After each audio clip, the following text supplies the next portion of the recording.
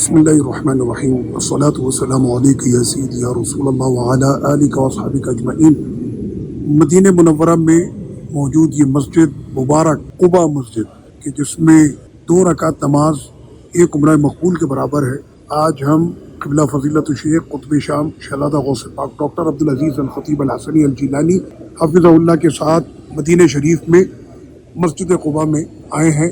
حضرت اس مسجد کے حوالے سے کوئی نصیحت ارشاد فرما رہے ہیں۔ نام سیدنا۔ بسم الله الرحمن الرحيم. هذا المسجد مدحه رب العزة في كتابه. یہ وہ مسجد ہے کہ جس کی شان بیان کی اللہ پاک نے اپنی مقدس کتاب قرآن میں۔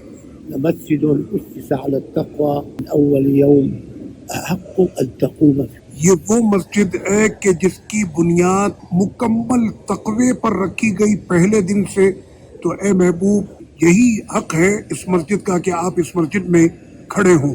لأن المنافقين بنوا مسجدا لهم لكي لا يعترض أحد على عبادتهم الفاسدة. اور یہ اس وقت کی بات ہے کہ جب منافقین نے اسی ریاست میں اپنی ایک مسجد بنائی تھی تاکہ وہ اپنی من گھڑت عبادت وہاں پر کر سکے اور کوئی ان پر اعتراض نہ کرے، کیوں؟ مسجد ہے۔ وأمر الله نبيه أن يهدم بيت مسجد المنافقين.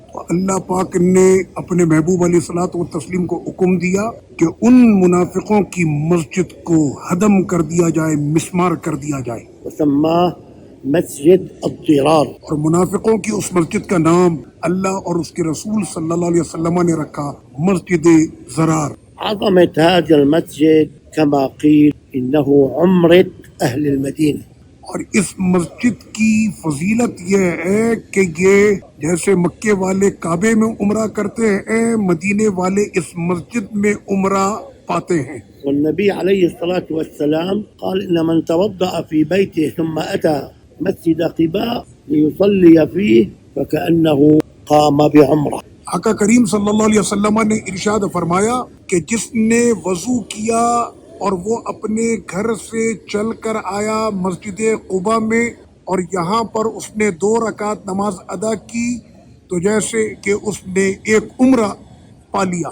وكان عليه الصلاة والسلام يأتيه كل سبت. آقا کریم صلی اللہ علیہ وسلم ہر ہفتے کے دن اس مسجد میں تشریف لایا کرتے تھے، وبهذا سن للمسلمين أن يأتوا إلى هذا المسجد لصلاة ركعتي فيه. اور اسی وجہ سے یہ سنت قرار دی گئی کہ مومنین اس مسجد میں تشریف لائیں اور آقا علیہ الصلوۃ والتسلیم کی سنت کو زندہ کرتے ہوئے 2 رکعت نماز اس مسجد میں ادا کریں۔ وهنيئا لأهل المدينة بعمرتهم القريبة. تو اہل مدینہ کو مبارک ہو کہ اللہ کے رسول کے صدقے مدینے والوں کو مدینہ شریف میں قریب میں عمرہ ملا ہوا ہے۔ ونحن تأسيا به عليه الصلاة والسلام جئنا إلى هذا المسجد المبارك لنصلي ركعتين فيه.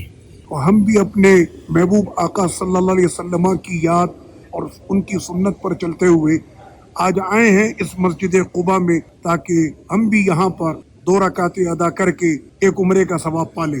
ونحن نصلي ركعتي سنة تحية المسجد. تو پہلے ہم پڑھیں گے 2 رکعت نماز مسجد میں آنے کی، تحیت المسجد کی 2 رکعتیں، مع سنة الضحى، اور اس کے ساتھ 2 رکعتیں ہم پڑھیں گے اشراق کی، مع سنة التوبة. اور اس کے بعد 2 رکعت پڑھیں گے توبہ کی 2 رکعتیں۔ وبذلك نكون قد تأسينا به عليه الصلاة والسلام. اور ہم یہ عمل اس لیے کریں گے کیونکہ یہ ہمارے سرکار صلی اللہ علیہ وسلم کا عمل ہے، اور آقا علیہ السلام سے بڑھ کر ہمارے لیے کوئی بھی مثال نہیں ہو سکتی۔